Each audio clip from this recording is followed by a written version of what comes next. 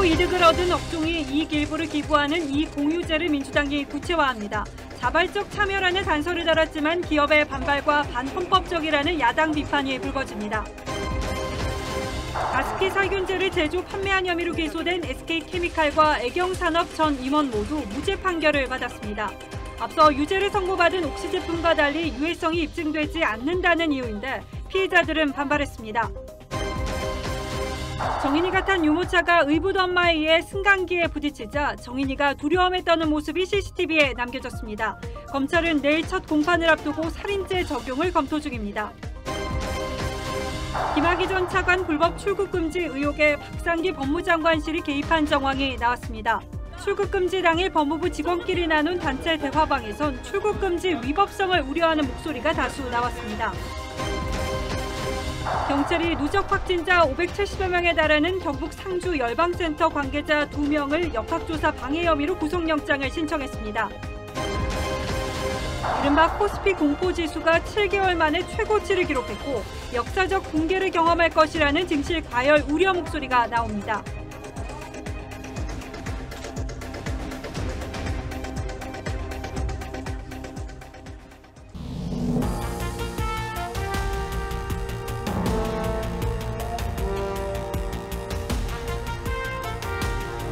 안녕하십니까. 뉴스나인의 신동욱입니다. 민주당이 이낙연 대표가 내놓은 이른바 코로나 이익 공유제에 대한 본격적인 검토에 들어갔습니다. 코로나 사태로 이익을 본 사람들이 그 일부를 내놓아서 코로나 사태로 피해를 본 사람들을 도와주자는 겁니다. 물론 취지는 좋습니다. 하지만 현실적으로 코로나 사태로 본 이익이 무엇인지 그리고 얼마나 되는지 얼마를 내놓으라는 것인지 수많은 논란거리가 있습니다. 예단하기는 어렵습니다만 결국은 기업 압박의 수단으로 변질될 가능성도 배제하기 어렵습니다. 더구나 지금은 선거를 앞둔 민감한 시기이기도 하죠. 야당은 즉각 반시장적 포퓰리즘이라고 비판하고 나섰습니다. 오늘은 황정민 기자가 먼저 보도하겠습니다. 민주당이 코로나 이익공유제 도입을 위한 태스크포스를 구성하기로 했습니다. 제가 직접 단장을 맡아 정부와 민간이 협력할 수 있는 길을 적극적으로 검토하고 처음으로 제안한 이낙연 대표는 코로나 양극화 해소 방안이라고 취지를 설명했습니다. 이 코로나 양극화를 극복하려면 복지 체제라든가 또는 민간의 고통 분담 같은 것이 필요합니다. 이 대표는 참여 기업에 인센티브를 줘 자발적 참여를 유도하는 방안을 언급했습니다. 인센티브로는 새 공제 방식이 거론됩니다. 이익을 내놓을 기업으론 코로나에도 매출이 양호한 네이버, 카카오, 배달의 민족 등 플랫폼 기업과 삼성, LG 등 대기업들이 거론됩니다. 당내에선 벌써 2월 임시국회에서 입법화하자는 목소리도 나오고 있습니다. 전문가들은 국내 기업과 외국 기업을 차별한다고 지적하고 시장 원칙에서 벗어난다고 생각되고요. 이를 강제하게 되는 경우에는 국내외 기업들 간의 차별 문제와 반시장적인 기업 옥죄기란 비판도 나옵니다. 또 하나의 준조세를 만들어내는 거라 기업들한테는 경쟁력을 만들어가는데 또 하나의 이 걸림돌이 국민의힘은 열심히 일한 죄밖에 없는 국민 재산을 몰수해 국고를 채우겠다는 반헌법적 발상이라고 비판했습니다. TV조선 황정민입니다. 자, 이런 가운데 대법원 양형위원회가 안전 문제로 사망사고가 일어난 사업장의 대표에 대해서 형량을 대폭 높이는 양형 기준을 마련했습니다. 최대 징역 10년 6개월까지 선고할 수 있도록 했습니다. 며칠 전 국회를 통과한 중대재해처벌법에서 처벌을 유예한 중소기업까지 이 강화된 처벌 대상이 되기 때문에 기업들이 또 반발하고 있습니다. 이어서 박상현 기자입니다. 대법원 양형위원회가 산업안전보건법상 사망사고의 형량을 대폭 상향했습니다. 기존 징역 6개월에서 5년 3개월이었던 형량을 최대 7년으로 높이고 2번 이상 사망사고가 발생하면 10년 6개월까지 처벌할 수 있는 규정을 신설했습니다. 산업재해에 대한 사업재해 처벌을 강화한 건데 기업들은 과실에 부여하는 형량이 지나치다고 반발합니다. 95% 이상이 전부 근로자 부주의라고. 근데 근로자 부주의로 사고가 당했는데 경영자가 처벌을 한다 그러면 여기에 중대재해처벌법에서 한시적으로 유예된 중소기업까지 사실상 처벌 대상이 됐습니다. 얼마 전에 3년 유예해준다고 이거에 와서 이제 다시 처벌한다고 하면 사실상 우리가 적용받는 거 똑같은 거잖아요. 유예 의미가 없어. 경영계는 중대재해처벌법에 이어 엎친 데 덮친 격이라고 토로합니다. 경영 환경이 더욱 악화될 것으로 우려하고 있습니다. 앞으로 어떻게 헤쳐나갈지 암담한 지경입니다. 예방보다 처벌에만 중점을 둔 기업 옥죄기라는 지적입니다. 기업은 사업을 안 하거나 해외로 가거나 자동화 투자를 늘려서 소득 격차가 확대되고 빈곤 계층이 늘어나는데 그런 쪽으로 자꾸 가는 거죠. 설 곳 없다는 기업들의 걱정이 끊이지 않고 있습니다. TV조선 박상현입니다. 몇 년 전 온 나라를 뒤흔들었던 가습기 살균제 파동 다 기억하실 겁니다. 처음에 문제가 되었던 옥시에 대해서는 유해성이 인정돼 최대 징역 6년형이 선고됐습니다. 그런데 SK케미칼과 애경의 가습기 살균제에 대해서는 1심 법원이 오늘 무죄를 선고했습니다. 먼저 어떤 차이가 있었는지부터 살펴보도록 하겠습니다. 장윤정 기자가 보도합니다. SK케미칼과 애경산업이 만들고 판매한 가습기 살균제 가습기 메이트. 검찰이 가습기 메이트와의 피해 관계를 확인한 피해자만 98명입니다.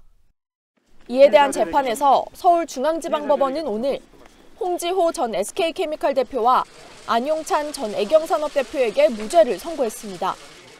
재판부는 해당 제품에 사용된 화학물질이 폐 질환을 일으키거나 악화한다는 인과관계를 인정할 증거가 없다고 판단했습니다.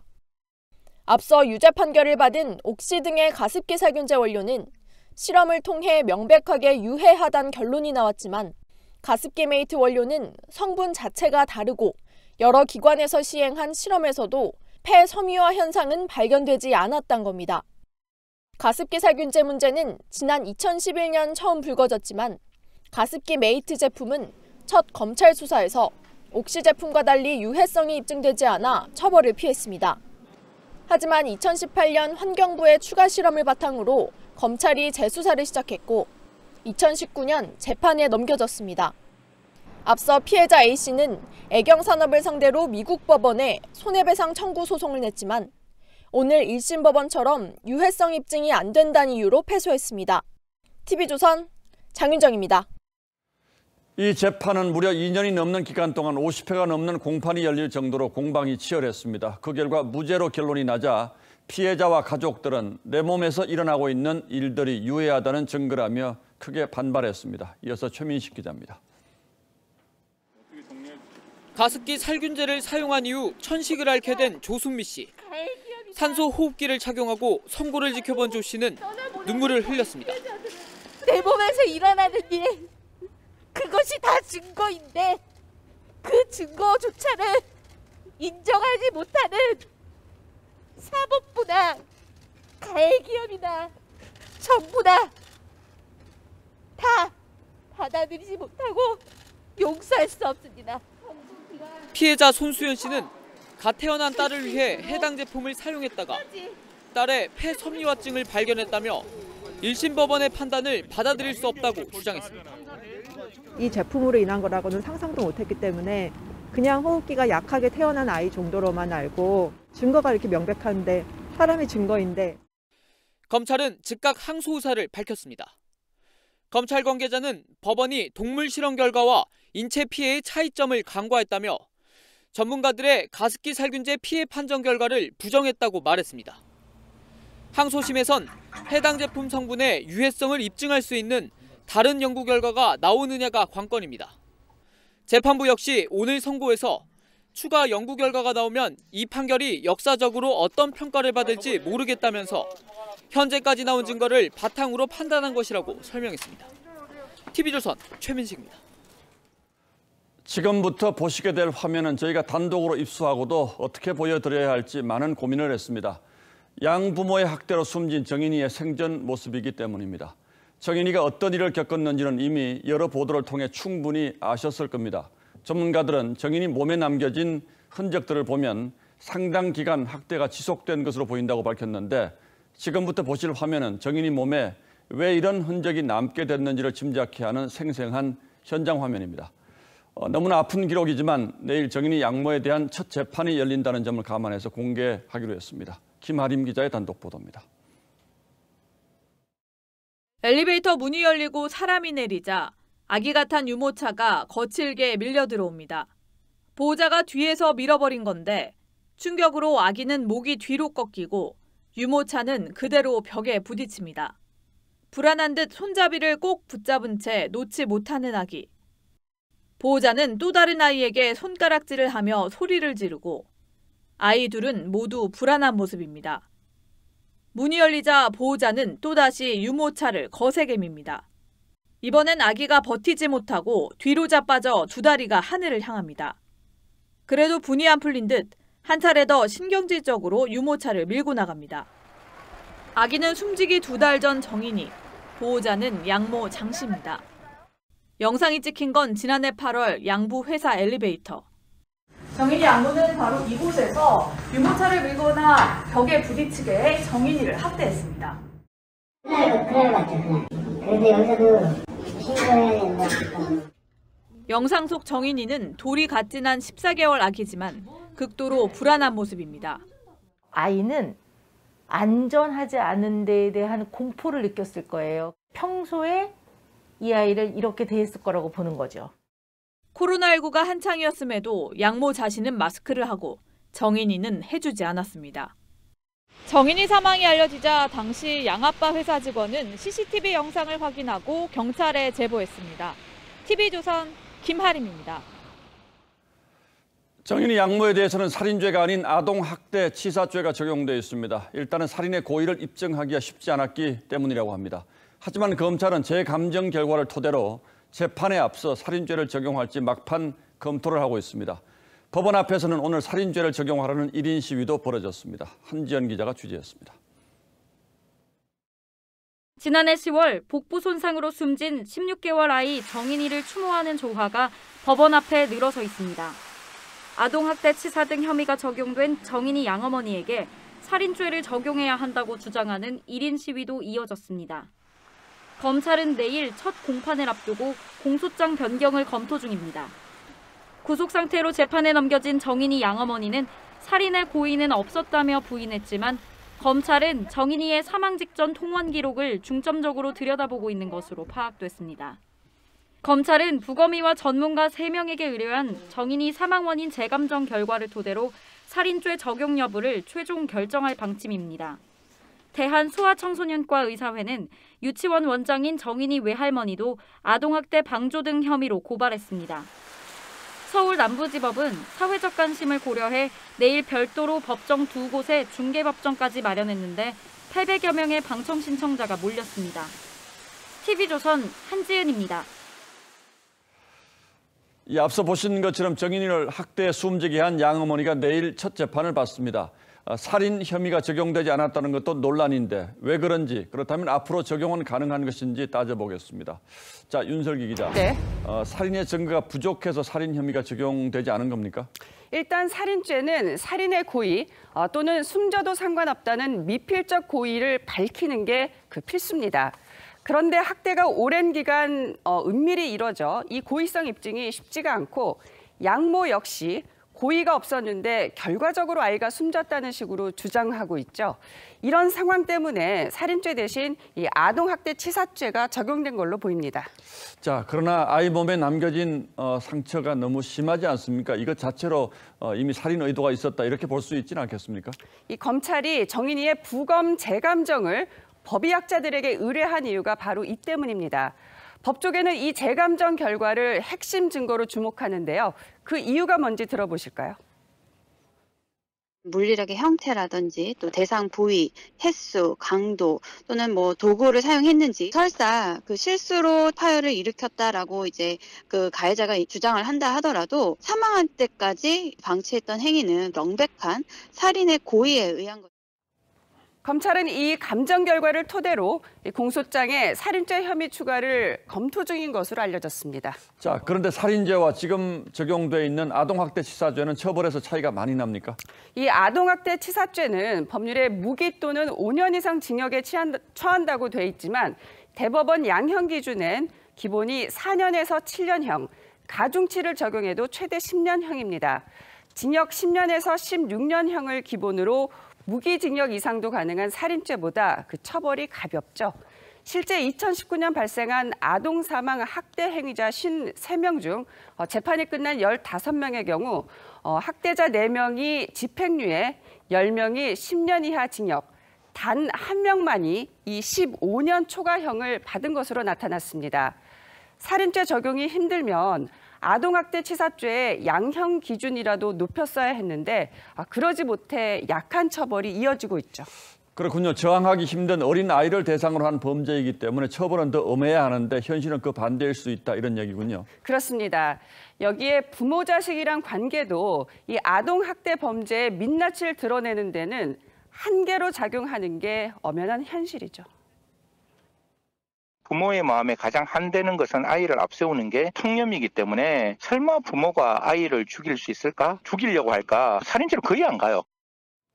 그러니까 부모 자식 관계이기 때문에 예방도 처벌도 오히려 더 어려운 법의 사각지대가 있을 수 있다 이런 얘기군요. 그렇습니다. 예, 안타깝습니다. 윤슬기 기자 잘 들었습니다.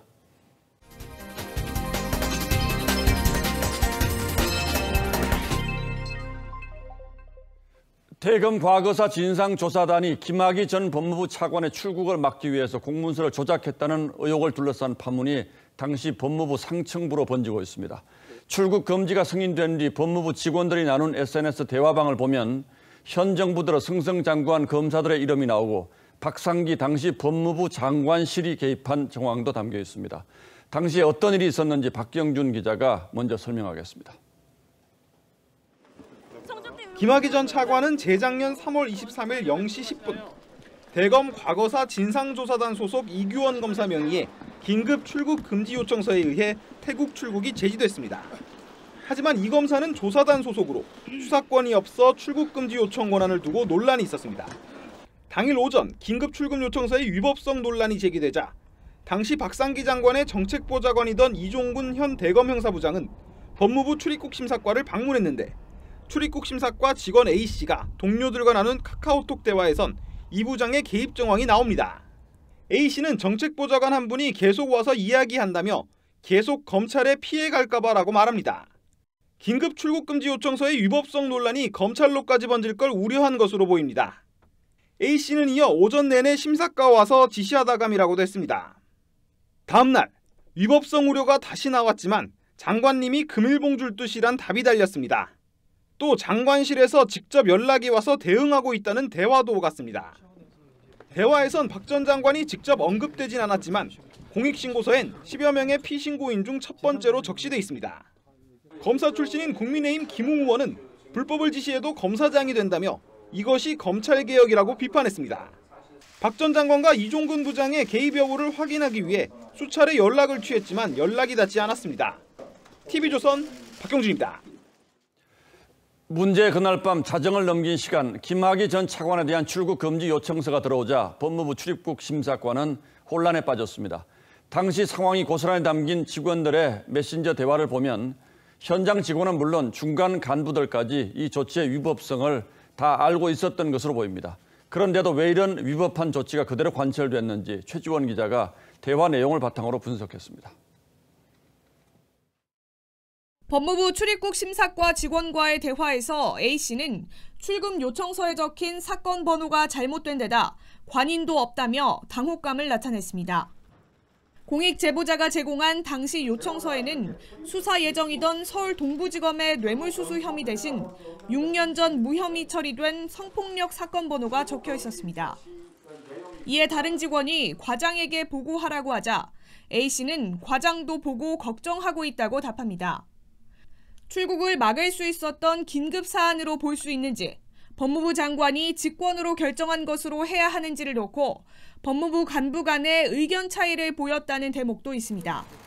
결국 김 전 차관의 출국 금지를 승인하는 것으로 결론나자 한 직원은 피의자가 아닌 내사자를 출금한 건 약점이 될 수 있다며 법무관들에게 판례를 찾아보라고 하겠다고 말하기도 합니다. 위법 가능성에 대한 우려를 나타낸 겁니다. 하지만 다른 직원은 위법성 논란이고 뭐고 놓쳤으면 간담이 서늘하다며 진짜 나갔으면 다 뒤집었을 뻔했다고 답했습니다. 다음 날엔 대화방을 자제하라, 삭제 바란다는 말로 관련 내용이 외부로 유출될 걸 우려하기도 했습니다. 법무부는 출금 요청서가 조작됐다는 의혹에 대해 급박하고 불가피한 사정을 고려할 필요성이 있었다고 해명했습니다. TV조선 최주원입니다. 국내 코로나19 신규 확진자가 다시 500명 이상으로 늘었습니다. 그러나 정부는 이번 3차 유행이 둔화되는 초기 국면에 접어들었다고 판단하고 있습니다. 이에 따라 헬스장과 학원 같은 집합 금지 업종들을 단계적으로 풀어주는 쪽으로 가닥을 잡았습니다. 이번 주말에는 새로운 거리두기 지침도 나옵니다. 박상준 기자가 보도하겠습니다. 오는 17일까지 시한인 수도권 2.5단계, 비수도권 2단계 후속 조치로 방역당국이 종료 하루 전인 16일 새 거리두기 조정안을 발표합니다. 집합금지 조치로 생계 위기에 내몰린 실내 체육시설과 노래연습장, 카페 등에 대한 영업 재개를 허용하되 단계적인 확대를 검토하겠다고 밝혔습니다. 다만 이들 업종이 집단 감염 위험이 여전히 높아 질병청이 방역 위험도를 평가하며 신중히 검토하고 있습니다. 신규 확진 500명대, 양성률은 63일 만에 1% 아래로 떨어지면서 3차 유행이 꺾이고 있으나 이제 겨우 일주일을 넘어서는 초기 상황이란 판단 때문입니다. 아직 이 유행은 재반등의 가능성도 충분히 남아있으며 이를 최소화하기 위한 많은 참여가 절실한 시점입니다. 겨울철 종교시설과 기도원 등에서 새 집단 감염이 계속되는 가운데 일본에선 영국과 남아공발 변이의 특성을 모두 가진 새 변이 바이러스가 발견돼 방역당국이 주시하고 있습니다. 이에 따라 다음 달 말 백신 접종 준비에 만전을 기하면서 추가 확보 방안도 조만간 공개할 계획입니다. 또 다른 플랫폼의 백신을 추가 도입하는 노력을 해왔고 최근에 상당한 진전이 있었습니다.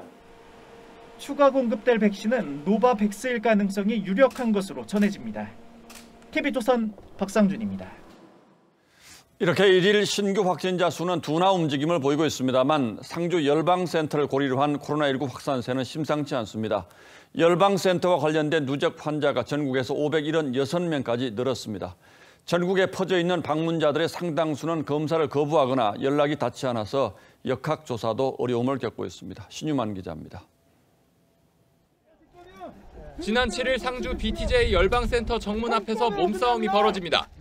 상주시는 역학조사에 비협조적인 열방센터에 시설 폐쇄 명령을 내렸습니다. 영상 필요합니다. 영상 없이 들어가시는 것은 손대지 마!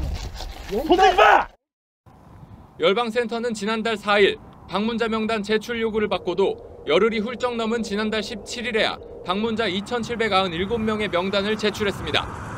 하지만 이 명단에 없는 사람이 확진되거나 명단에 엉뚱한 연락처가 적힌 경우도 있어 역학조사가 애를 먹고 있습니다.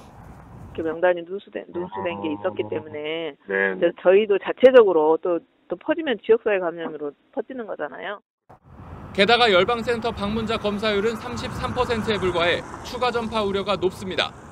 방문자 중 상당수는 휴대전화를 꺼놓거나 방문 사실을 부인하고 있는 실정입니다.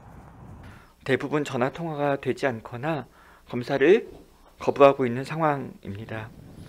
경찰은 방문자 명단을 늑장 제출한 혐의로 열방센터 관계자 2명에 대해 구속영장을 신청하고 신속대응팀 8,600여 명을 투입해 연락이 끊긴 방문자 소재 파악에 나설 것이라고 밝혔습니다. TV조선 신유만입니다. 정부의 집합금지 명령에 반발하는 자영업자들의 집단행동은 오늘도 계속됐습니다. 필라테스 연맹은 영하 추위에 거리에서 999배를 하면서 절박함을 호소했는데 이들의 목소리를 이정민 기자가 들었습니다. 하얀 초복 차림으로 999배 절을 하고 형평성 있는 정책을 마련하라! 눈물을 흘리며 호소문을 읽습니다. 아이들과 어머니를 모시고 함께 살고 있습니다. 대출금상은 최소한의 기초생활비도 감당하기가 현실적으로 너무 어렵습니다. 전국 실내체육시설 종사자들이 집합금지 조치에 항의하며 대책을 촉구했습니다.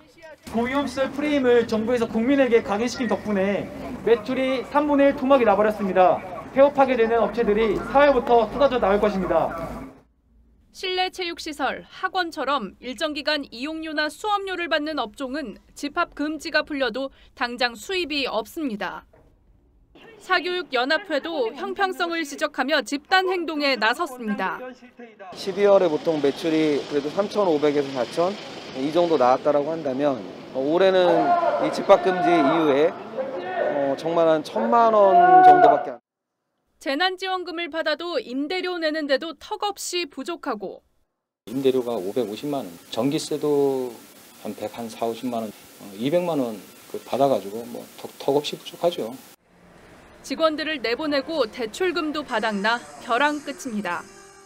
프랜차이즈들한테 치이고 정부 규제에 치이고 많게는 90%까지 매출이 급감한 상태거든요. 죽지 못해 살고 있는 그런 현실이에요. 홀 영업이 금지된 카페 주인들도 정부를 상대로 소송에 들어갑니다. 임대료가 1,000만 원이든 100만 원이든 똑같은 지원금으로 버텨야 하는 소상공인들. 정부의 실효성 있는 지원책 마련이 시급합니다. TV조선 이정민입니다. 1년간 이어진 코로나와의 사투로 의료진이 한계에 다다른 건 비단 어제 오늘 문제가 아니죠. 그럼에도 정부의 인력 보충은 더디고 경무에 대한 제대로 된 보상은 없어서 박탈감이 큰데요. 이 번아웃 상황에 내몰린 의료진의 얘기를 조덕형 기자가 들어봤습니다.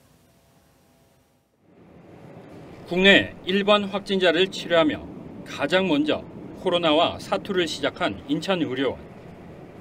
1년 동안 이어진 전쟁에 의료진들은 탈진 상태입니다. 너무너무 힘들고 이 생활이 없어요. 따뜻한 음식을 국을 먹어본 적이 없어요. 1년 동안. 처우 개선을 해준다고 그랬으면. 최근엔 요양병원에서 고령의 중증 확진자가 이송되면서 치료는 물론 24시간 간병 업무까지 더해졌습니다. 기저귀 갈아줘야 되고 목욕시켜야 되고 밥 먹여줘야 되고 그걸 딱 간호인력이 하는데 거기에 대한 보상이 하나도 없는 거잖아요. 더욱이 정부가 파견 인력에게 2~3배 높은 임금을 책정해 기존 인력은 떠나고 파견직은 늘고 있습니다. 그리고 진짜 상대적인 박탈감이 많이 들어요. 하루에 30만 원이면 20일만 일해도 600만 원인데 여기보다 2배 이상을 주는데. 현재까지 7,062명에 이르는 간호사가 파견직에 지원한 상태입니다. 현장에선 인력 확충을 꾸준히 요구해왔지만 정부는 의료기관에만 맡기고 있습니다. 파견 인력 말고 책임지고 함께 일할 직원을 채용하라! 채용하라!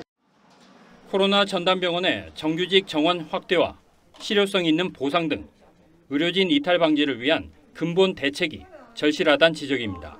TV조선 조덕현입니다. 서울 등 수도권에 대설주의보가 내려지면서 특히 퇴근길에 눈이 집중됐는데요. 엿새 전 상황이 아직 생생해서일까요? 시민들은 지하철로 몰렸고 도로 역시 교통정체가 빚어졌습니다. 정준영 기자입니다. 오후 3시부터 갑작스레 쏟아진 한방눈에 앞이 보이지 않을 정도입니다. 서울 영동대로에는 차량들이 가득 들어찼습니다. 기습폭설에 서울 종로 북악산로와 인왕상로 등이 오후 5시를 전후해 한두 시간가량 통제되기도 했습니다. 강변북로와 올림픽대로도 퇴근 시간대에 심한 정체를 빚었습니다. 순식간에 손가락 마디만큼 쌓인 눈에 시민들은 저마다 발길을 재촉했습니다. 도로를 보니까 버스가 많이 밀려 있더라고요. 그래서 한 1시간에서 더 이상 소요될 것 같아서 지하철이 더 빠를 것 같더라고요. 지난 6일 폭설로 인한 교통대란을 경험했던 시민들은 일찌감치 지하철로 몰렸습니다. 지하철 3호선 종로 3가역입니다. 퇴근 직전 내린 폭설의 여파로 지하철에 사람이 몰리면서 승강장의 이처럼 여유 공간이 부족한 상황입니다. 오피스 밀집 지역인 서울 여의도역에선 퇴근길 직장인들이 한꺼번에 몰리면서 큰 혼잡을 빚었습니다. 역사로 들어서는 입구부터 끝없는 행렬이 이어졌고 개찰구를 나갈 때도 한참이나 순서를 기다려야 합니다. 지하철 이용객 급증에 서울시는 퇴근 시간대 지하철 집중 배차 시간을 기존 8시까지 해서 밤 10시까지로 2시간 연장했습니다. TV조선 정준영입니다. 자, 그러면 지금 상황은 어떤지 강남에 나가 있는 취재기자 연결해 보겠습니다. 자, 황선영 기자, 눈이 지금 보기에는 그친 것 같은데 그곳 상황 어떻습니까?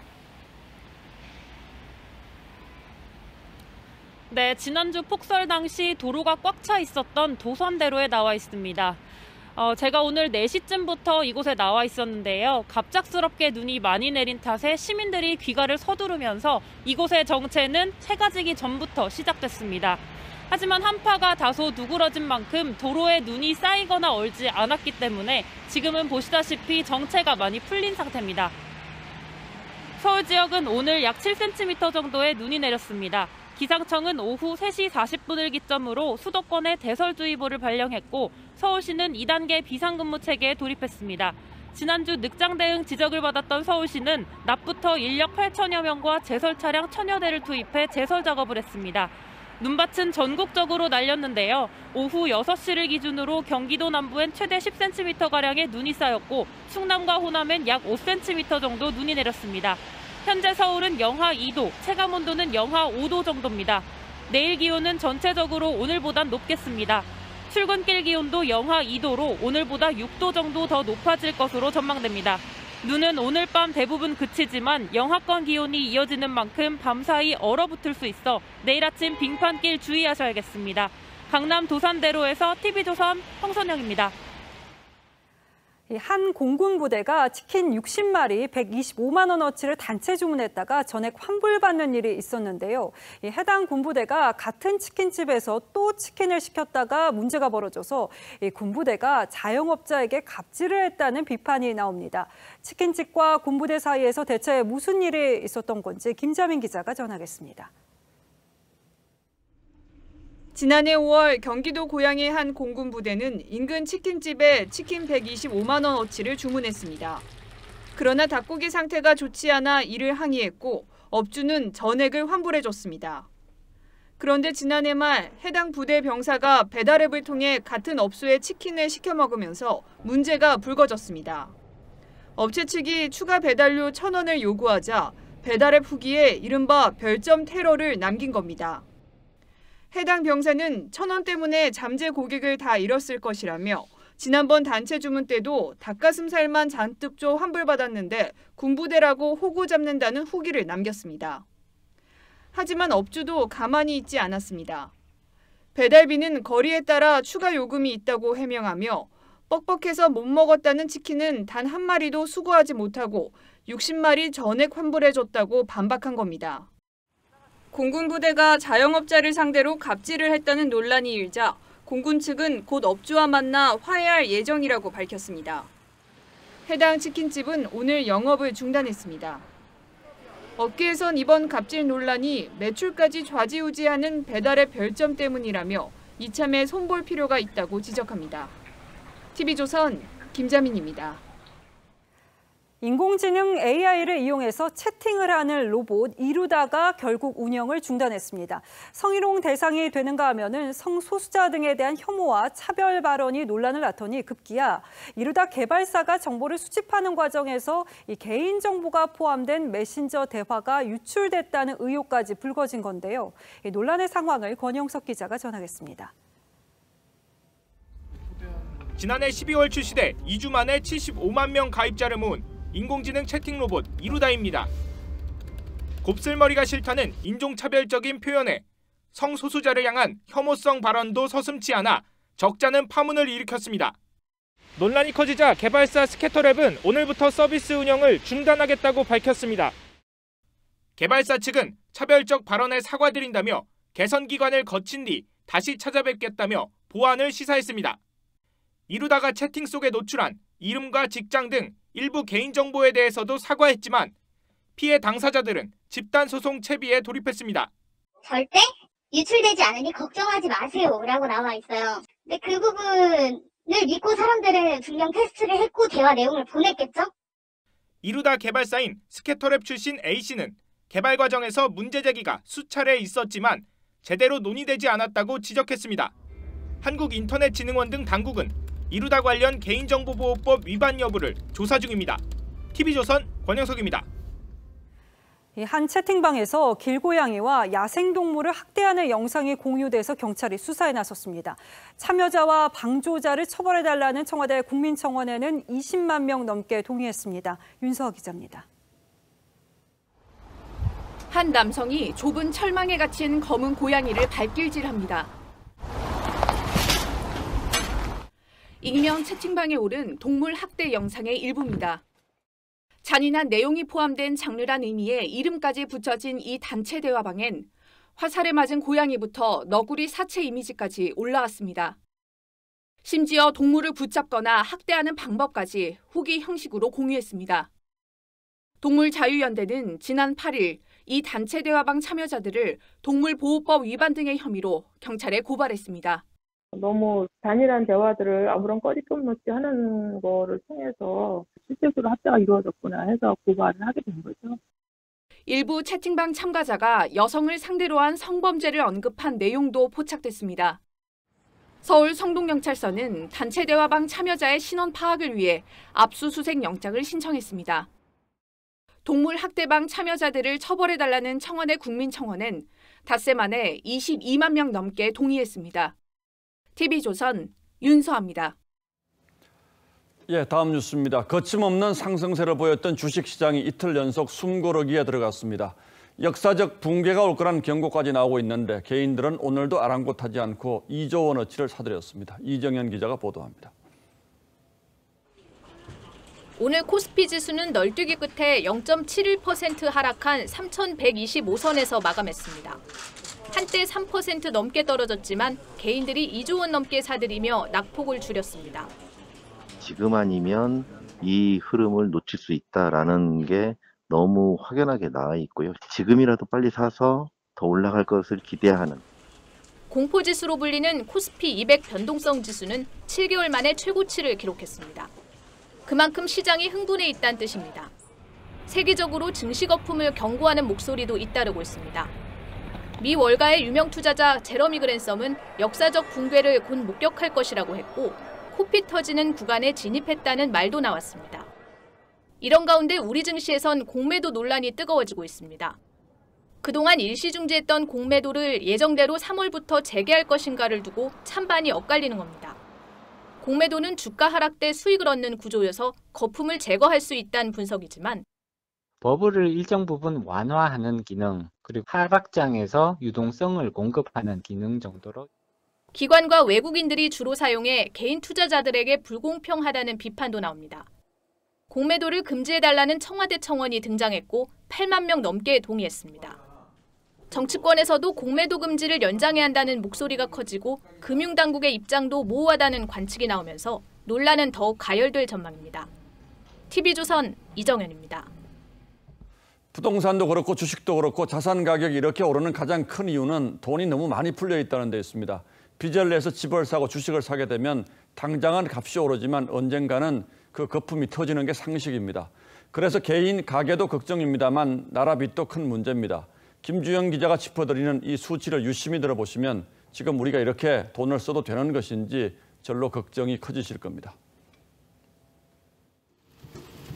기획재정부는 지난해 1월부터 11월까지 재정 적자가 98조 3천억 원에 달한다고 밝혔습니다. 전년 같은 기간보다 2배 가까이 늘어난 수치입니다. 코로나19 여파로 세금이 덜 거친 반면 추경을 4차례나 하면서 정부 지출은 크게 늘었기 때문입니다. 12월까지 합치면 작년 적자폭은 100조 원을 훌쩍 넘을 게 확실시됩니다. 재정 수지가 보다 악화되는 것이 불가피하게 나타날 수밖에 없었습니다. 전체 나라 빚도 작년 11월 말 기준 826조 2천억 원으로 집계돼 한 달 만에 13조 원이 늘었습니다. 정부는 다른 나라에 비해 재정 상황이 나은 편이라고 하지만 문제는 최근 몇 년 새에 나라 빚이 빠르게 늘고 있다는 점입니다. 향후 3, 4년에도 엄청나게 많이 정부 부채가 증가를 할 거로 예상을 하고 있거든요. 증세를 하려 해도 나빠진 경제가 걸림돌입니다. 이대로 가다간 2028년경에는 나라 빚이 GDP의 80%에 육박할 거라는 우울한 전망까지 나오고 있습니다. TV조선 김주영입니다. 문재인 대통령이 어제 신년사에서 부동산 실정에 대해 처음으로 사과하면서 공급 확대 대책을 약속했습니다. 관련해서 다주택자가 매물을 내놓을 수 있도록 일시적으로 양도세를 감면하는 대책이 여권에서 거론된 바 있는데 오늘 민주당이 이 카드를 완전히 접기로 했습니다. 여당이 왜 이런 선택을 했는지 최원희 기자가 취재했습니다. 민주당 김태년 원내대표가 다주택자에 대한 양도소득세 완화 계획이 없다고 못 박았습니다. 양도세를 한시적으로 인하하거나 완화할 계획이 없다는 말씀을 드립니다. 어제 이낙연 대표에 이어 다시 한번 쐐기를 박은 겁니다.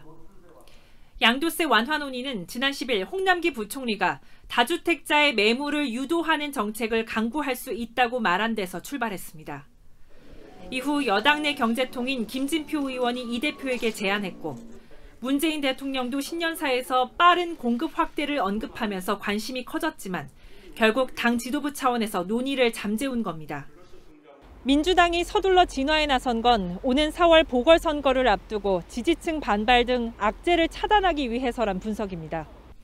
당원 게시판은 양도세 완화를 주장한 김진표, 김병욱 의원을 향해 부자 동네 의원이라거나 정부에 부담만 준다는 비난이 쏟아졌습니다.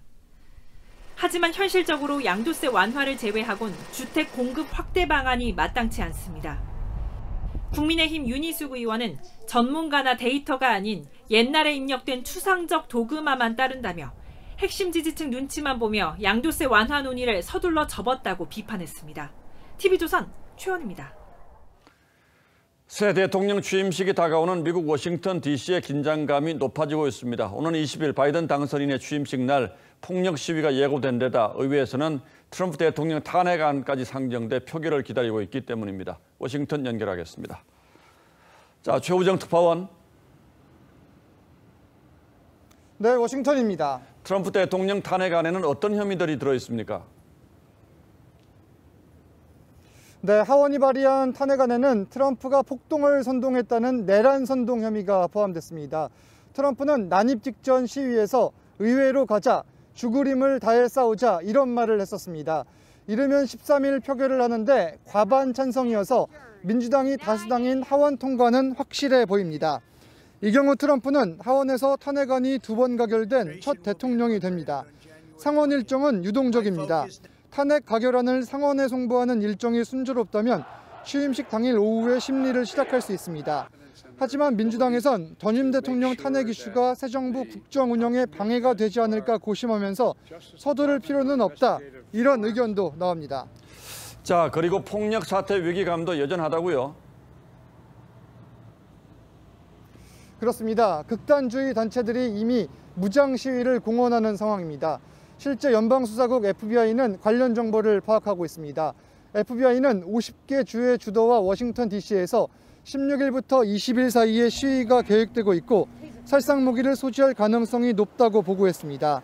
이에 연방정부는 워싱턴 DC에 비상사태를 선포하고 취임식 일주일 전인 내일부터 완전 봉쇄하기로 했습니다. 주 방위군 15,000여 명이 미리 투입돼 취임식장을 경비하는 동시에 탄핵안을 처리할 수도 있는 의사당을 보호하는 임무를 수행합니다. 지금까지 워싱턴에서 전해드렸습니다.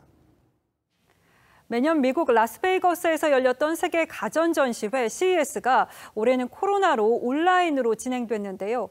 참여 기업은 줄었지만 두루마리 화장지 모양의 스마트폰이 등장하는 등 상상이 현실이 된 제품에 눈길이 쏠리는 건 여전했습니다. 사상 처음 온라인으로 열린 CES에 오늘의 포커스를 맞췄습니다.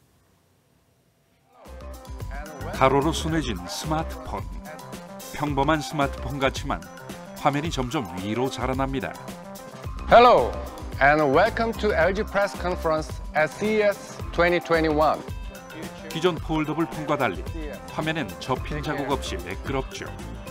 돌돌 말린다고 해서 롤러블 폰이라는 이름이 붙었습니다.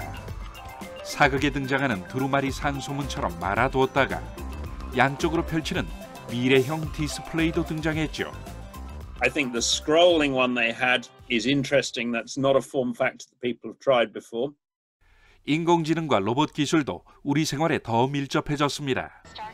AI 솔루션을 탑재한 로봇 청소기. 아주 작은 장애물도 알아서 피해가며 청소하고. It's intelligent enough to identify objects. 놀란 반려동물에게 음악을 들려주며 안심시키기도 합니다. So while it keeps your home clean, you can check in on your furry friends too. 그릇의 형태와 재질을 파악해 식기 세척기로 옮겨 담고 식탁까지 차려주는 생활 서비스 로봇에 코로나 시대에 꼭 맞는 방역 살균봇도 등장했죠.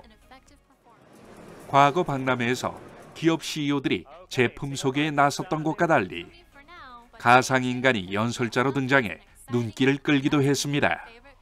Hey y'all, I'm Rhea, a songwriter and DJ, and today I'm so excited to be showing you some of the latest and coolest from LG. 실제 사람처럼 보이지만 컴퓨터 그래픽으로 만든 외형에 목소리를 입히고 딥러닝 기술을 통해 3차원 이미지를 학습시킨 결과죠. 2021 is making history, and I'm so excited that you're part of it. It's our first ever all-digital event. 뜻하지 않은 언택트 시대. 미래 기술은 한층 더 빨리 일상 속으로 스며들고 있습니다. 뉴스라인 포커스였습니다. 그동안 개나 고양이, 밍크 등이 코로나에 감염됐다는 소식 전해드렸는데요. 미국에서 사람과 가장 비슷한 생물학적 구조를 가졌다고 하는 고릴라도 감염됐습니다. 동물원 직원에게서 옮은 걸로 추정됩니다. 성민혁 기자입니다. 서로 뒤엉켜 장난을 치는 고릴라. 사람과 DNA가 98.4% 유사합니다. 밀렵과 질병 때문에 지난 20년 동안 개체수가 60%나 줄어든 멸종 위기종입니다. 샌디에이고 동물원에서 한 가족이 지내왔는데 이 가운데 3마리가 코로나에 걸렸습니다. 지난 6일부터 기침 등의 증세를 보였습니다. 8마리가 함께 살아 감염된 고릴라가 늘어날 수도 있습니다. 직원에게서 옮았을 걸로 보이는데 고릴라와 접촉했던 이 직원은 무증상이었습니다. So we suspect that the gorillas got this virus from an asymptomatic team member. 고릴라가 감염된 건 영장류로서는 처음입니다. 그동안 사자와 호랑이, 개, 고양이, 밍크 등이 코로나에 걸렸습니다. 밍크 모피 최대 생산국인 덴마크는 이 때문에 밍크 1,700만 마리를 살처분했습니다. So what we found is that this virus very easily spreads among mink. 지난해 11월 기준으로 미국에서 코로나에 걸린 동물은 119마리입니다. 동물원에서 지냈거나 사육 중이었던 탓에 모두 사람에게서 옮은 걸로 추정됩니다. TV조선 성민혁입니다. 김학범 감독이 이끄는 23세 이하 축구대표팀이 반년여 앞으로 다가온 도쿄올림픽을 위해서 새해 첫 훈련에 나섰습니다. 목표는 단연 도쿄올림픽 결승 진출입니다. 장동욱 기자입니다. 강릉 칼바람 속 전술훈련에 나선 선수들의 눈빛이 진지합니다. 김학범 감독은 매 순간 매섭게 선수들을 다그칩니다. 도쿄올림픽까지는 반년 남짓. 김학범호가 올해 첫 훈련을 위해 약속의 땅 강릉에 다시 모였습니다. 소집 기간은 다음 달 2일까지 3주간. 힘들기로 정평이 난 체력 훈련을 위해서입니다. 지난해 강릉에서의 특훈 이후 AFC 23세 이하 대회에서 우승하며 세계 첫 9회 연속 올림픽 본선행을 일궈냈고 이번엔 도쿄올림픽 결승을 향해 다시 뜁니다. 깨지라고 있는 것을 보여준다. 그래서 그 동메달의 목표 기록을 깨고 싶습니다. 이것은 나의 바람뿐이 아니라 모든 선수들도 그런 바람을 가지고 있습니다. 국내파로서는 이번이 대표팀 합류 마지막 기회입니다. 지난 시즌 K리그1 영플레이어상의 주인공 송민규도 승부욕을 불태웠습니다. 부족한 부분을 또 많이 채워나갈 수 있도록 또 저 스스로도 열심히 하고 노력할 테니까 감독님 또 잘 지켜봐 주시길 바라겠습니다. 김학범호는 강릉에 이어 제주 서귀포로 이동해 K리그 팀과 연습 경기를 갖고 실전 감각도 되찾을 계획입니다. 새해부터 무한 경쟁에 첫 시동을 건 김학범호. 목표는 단 하나, 금빛 도쿄 대첩입니다. 강릉에서 TV조선 장동우입니다.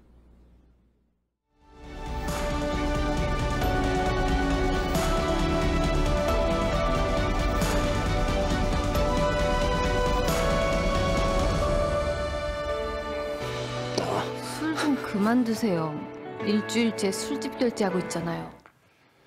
몇 년 전 온라인에서 인기를 끌었던 카드 광고입니다. 독신남 유해진이 목소리로만 존재하는 인공지능과 사랑하게 된다는 이야기죠. 야, 네가 사랑에 빠졌다고? 나 약간 미쳤나 봐. Are you falling in love with her? You freak. 광고가 패러디한 원작 영화가 바로 조커를 연기한 호아킨 피닉스가 나오는 공상 로맨스 그녀입니다. 외로운 대필 작가 테오가 대화하는 인공지능 챗봇을 사죠. Hello, I'm here. Do you have a name? Samantha. 사만다는 테오에게서 사랑이라는 감정을 배우며 계속 진화합니다. 하지만 둘의 가상 연인 관계는 결국 한계에 부딪히고 사만다는 학습 진화 능력을 더 키우기 위해 떠납니다.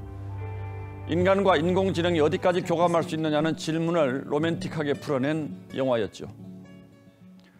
국내 한 신생 벤처기업이 선보인 인공지능 챗봇 이루다가 서비스 20일 만에 중단됐습니다.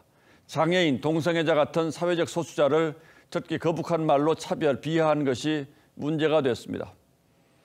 이루다는 영화 속 사만다처럼 사용자들과 대화하면서 어휘와 표현을 배우는 이른바 딥러닝을 합니다.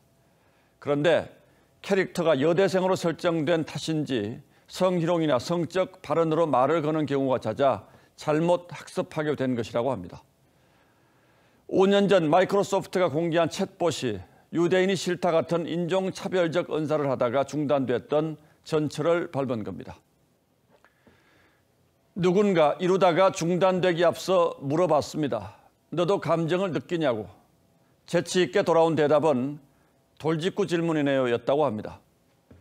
사실 이번 일로만 보면 이루다의 죄라고 하기는 어려울 겁니다. 결국 책임은 보다 풍성하고 정교한 언어 데이터를 입력해 올바른 대화를 나눌 수 있게 다듬어야 할 사람에게 있습니다. 자칫하면 인공지능의 발전이 인간에게 재앙이 될 수도 있다는 사실 역시 이번 이루다 논란이 남긴 교훈입니다. 언젠가는 사만다처럼 교감하고 공감하는 인공지능이 등장하기를 기대해 봅니다. 코로나가 바꿔놓은 세상, 이 비대면의 시대에 말동무도 돼주고 외로움을 어루만지며 위로해주는 그런 인간적인 인공지능 말입니다. 1월 12일 앵커의 시선은 이루다가 이루지 못한 것이었습니다.